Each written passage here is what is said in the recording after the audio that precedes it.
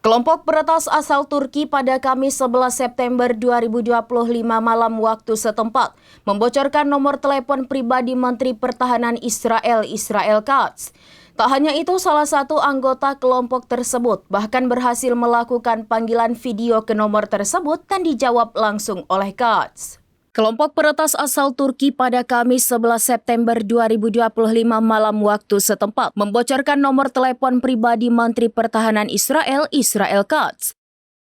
Tak hanya itu, salah satu anggota kelompok tersebut bahkan berhasil melakukan panggilan video ke nomor tersebut dan dijawab langsung oleh Katz.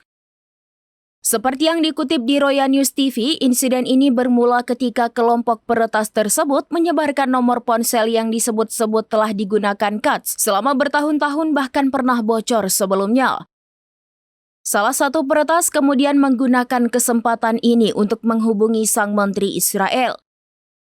Berdasarkan laporan dari Ynet News, saat panggilan video terhubung, peretas tersebut dilaporkan langsung memaki dan menghina Katz. Sebelum sang menteri sempat memutuskan panggilan, peretas berhasil mengambil tangkapan layar dari percakapan singkat tersebut. Tangkapan layar ini kemudian mereka unggah ke media sosial sebagai bukti keberhasilan mereka. Akibat kejadian ini, Katz dilaporkan menerima ribuan pesan bernada ancaman dan makian, termasuk ancaman pembunuhan. Banyak dari pesan-pesan tersebut bahkan dikirim secara otomatis. Setelah kejadian tersebut, nomor telepon Katz akhirnya dinonaktifkan.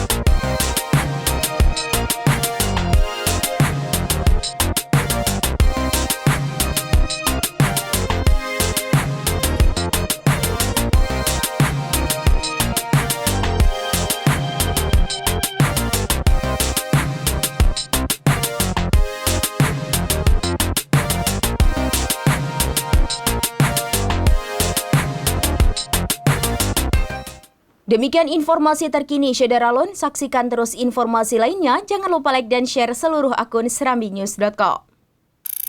Download Tribun X sekarang, menghadirkan lokal menjadi Indonesia.